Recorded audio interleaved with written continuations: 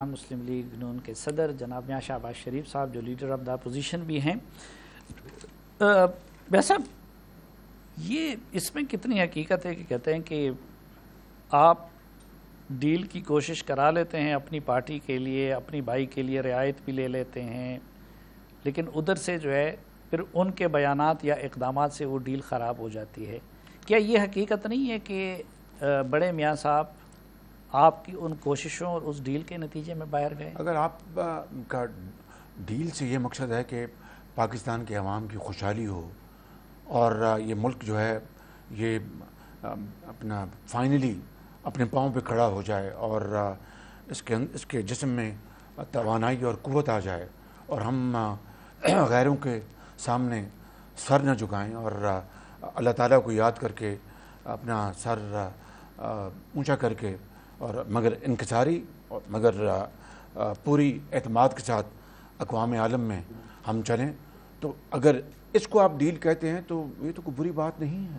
کہ اس کا میں آپ کو کھول کے بیان کر دیتا ہوں کہ اپنے قانونی اور آئینی دائروں میں رہ کر اور ادارے باہمی مشاورت اور یکجہتی اور نئے عزم اور نئے ولولے کے ساتھ اگر ہم ملک کو آگے لے کے چلیں تو میں خدا کی قسم کھا کر کہتا ہوں کہ پاکستان اگلے 10 سالوں 15 سالوں میں اس کی حالت بدل جائے گی، اور وہ جو شہداء جن کی روحیں آج تک تڑپ رہی ہیں قبروں میں کہ یہ وہ پاکستان کا خواب نہیں تھا جس کے لیے ہم نے اپنی جانیں قربان کی تھیں، ان کی روحوں کو سکون آ جائے گا۔ ہماری آنے والی نسلیں جو ہیں وہ ہمیں برا بھلا نہیں کہیں گی، وہ آنے والی نسلیں ہمیں پھر شاید ہماری قبر پر جا کر اپنے دعائیں دیں گی، لیکن اگر یہی حالت رہی اور اس طرح ہم ایک کہہ لیجئے کہ ایک اپنے اپنے دائروں میں ہم پھرتے رہے، آئسولیشن میں کام کرتے رہے اور ہم نے یکجہتی اور قومی وحدت کا ثبوت نہ دیا اور ہم نے یہ فیصلہ نہ کیا کہ ہم ماضی کو، میں پھر رپیٹ کرتا ہوں at the cost of repetition, کہ ماضی کو بھلا کر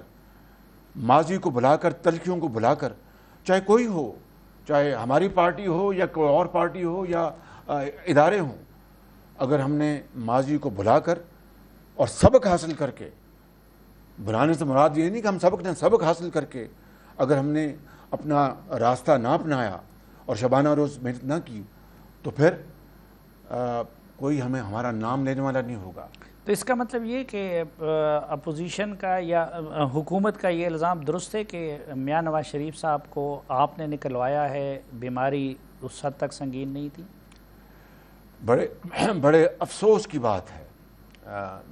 صافی صاحب، کیا جب میاں نواز شریف صاحب بیمار ہوئے تھے وہ گھر میں تھے یا نیب کے عقوبت خانے میں تھے؟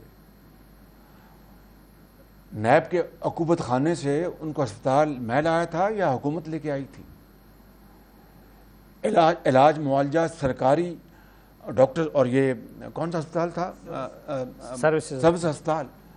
وہاں پر سرکاری ڈاکٹر نے علاج کیا تھا یا کوئی پرائیویٹ ڈاکٹر آ کے علاج کر رہے تھے؟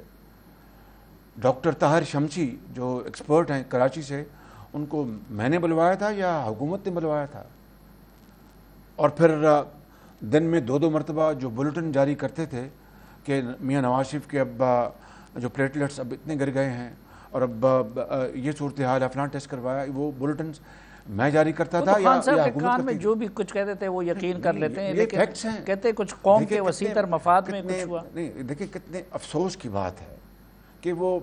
یقیناً میاں نواز شریف شدید بیمار تھے اس وقت، یہ تو اللہ تعالیٰ کا خاص کرم تھا، اس کی کمال مہربانی تھی کہ اللہ تعالیٰ نے ان کو اس بیماری سے اپنا کی حالت میں بچایا۔ وہ لندن سفر کے قابل وہ وہاں گئے، میں ساتھ تھا، اور وہاں پر ہسپتالوں میں جو ان کے ٹیسٹ ہوئے، ان کا علاج ہوا، میں سب ساتھ تھا۔ دیکھیں یہ اس بات کو تو یہاں رہنے دیتے ہیں۔ جب میری مرحومہ کلثوم بھابھی صاحبہ بیمار ہوئیں تو معاف کیجئے، آپ کی بات نہیں کر رہا،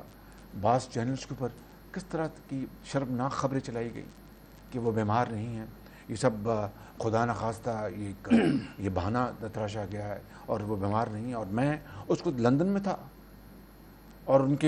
کی اپنا یقین کریں وہاں پر ان کا علاج ہو رہا تھا اسپتال میں، باہر آ کر۔ نہیں، وہ تو بڑا کم ظرفی والا عمل تھا جس نے بھی کیا۔